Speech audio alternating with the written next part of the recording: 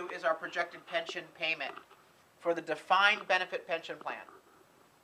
It does not represent the entire costs of retirement benefits annually in our budget. It's just for the defined benefit pension plan.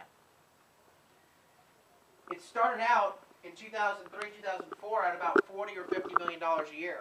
Last year it was $150 million. So between 2003, 2004, and 2010, $100 million swing. Now where'd that money come from? How do you get $100 million in a budget? You cut services. You delay infrastructure projects. You want to know why you have a pothole? Is because the money that would have filled the pothole has gone to the pension hole. You wonder where the library hours are for the kids after school? The library hours were cut because the pension payment increasingly went up each and every year. You want to know why 911 response times are not adequate and within the national response time in many cases? It is because we have held positions in the police department vacant. Vacant positions, so that we could pay for what? The pension payment. $100 million got to come from somewhere. What happened last year? Payment went from $150 million to $232 million. What was our deficit? $74 million. An $82 million swing. And it will continue to climb until it reaches the $500 million area in 2024. You cannot sustain that level of increase. That's bad news. Now let me tell you the worst news. That's not all the costs for retirement benefits. City employees get a defined benefit pension plan, which is the $230 million cost for the employer. On top of that, we pay for a portion of the employee contributions. They're called pickups and offsets. On top of that, city employees are given free health care for life. On top of that, many of the city employees receive a second pension system called SPSP, Supplemental Pension Savings Plan. Created in the early 1980s when we needed to supplement the defined benefit pension, which was very low. What happened over the years as we enriched the defined benefit plan is that you no longer need SPSP. But did that mean that the city leaders decided to undo SPSP? No. They kept paying out employer matches on a 401k program. The average city employee, not public safety, average, general worker, if they retire at age 67, which is Social Security, can retire at 129% of their highest salary for life. Plus, during the last 5 years of their government service, they can enroll in a program called the Deferred Retirement Option Plan, DROP, where they receive both a salary and a pension check at the same time. That pension check is put into an interest-bearing account, and then after the 5 years is converted into an annuity, like a lottery payout. And that's added to the 129% allowance that they're receiving under their retirement system. And on top of that, they get free health care for life, taxpayer funded. And they vested that after just 10 years of service. When you add up all the costs of these great benefits, the cost this year alone is $370 million, or as a percentage of payroll, 68.7% of our payroll. There is no way we can sustain that fringe benefit cost. What is the private sector comparison, nonprofit sector comparison? Social Security, Medicare, and a modest 401k? According to the Bureau of Labor Statistics for San Diego County, the percentage of payroll for a nonprofit or private sector company for retirement costs is between 14 and 16% of payroll. 14 to 16% versus 68.7%.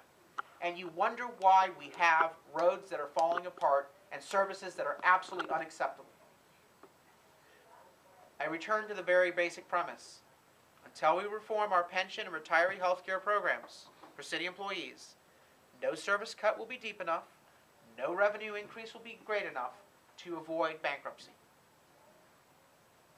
And that's why the most of the savings in the roadmap come from retirement benefit reform.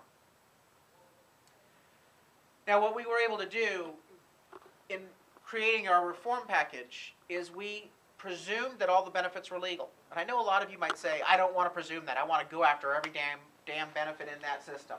It's immoral. It's unacceptable. I would like to do that as well. But here's the issue. We can go on a fishing expedition and may or may not win in court 5 years from now. Or we can say, look, let's see how we fix a problem now within our existing legal authorities. And if for some chance something happens 5 years from now, that's icing on the cake. That's winning the lottery. But in the meantime, let's fix the problem.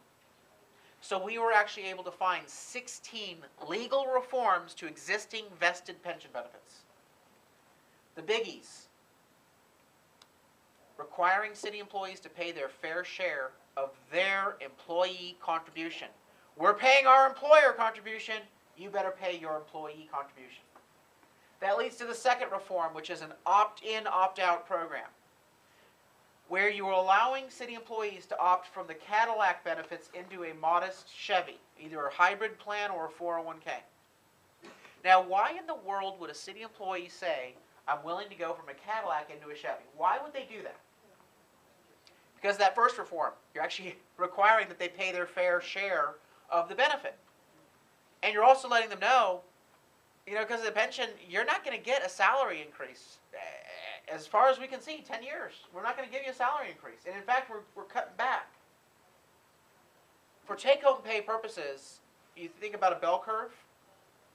City employees 15 years into service or less will say, well, golly, I have 15 years until I retire, or 10 years, or 20 years. I want take-home pay, so I'm going to opt out. That's perfectly legal from a vesting standpoint. You can sign the agreement. We're working with the IRS to make sure the tax status associated with it is all preserved. But from a vesting standpoint, it can absolutely be done. Think of it as the government version of a buyout program, but we're not giving them cash. We're giving them the ability to get more take-home pay because they have a lower contribution.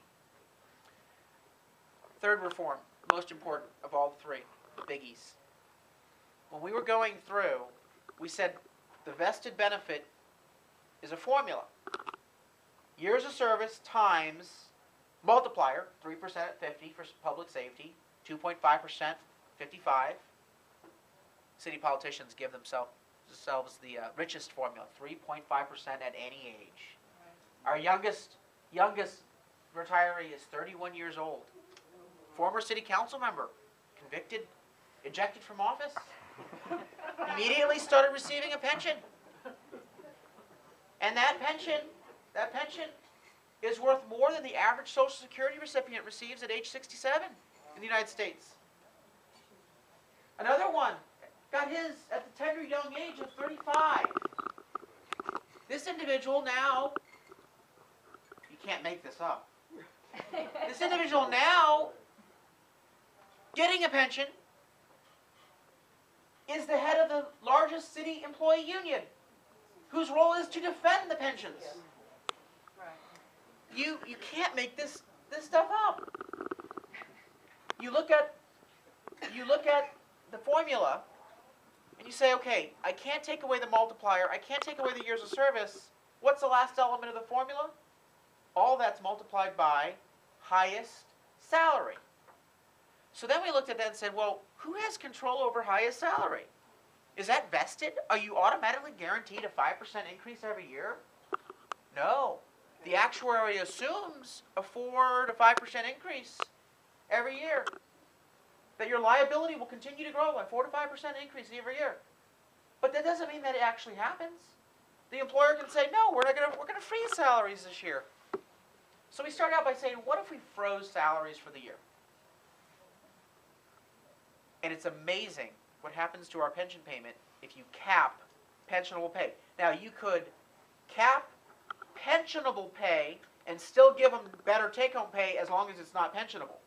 We do this all the time. They're called bonuses, incentive pay, performance-based pay. What would happen to our pension payment if we cap pensionable pay?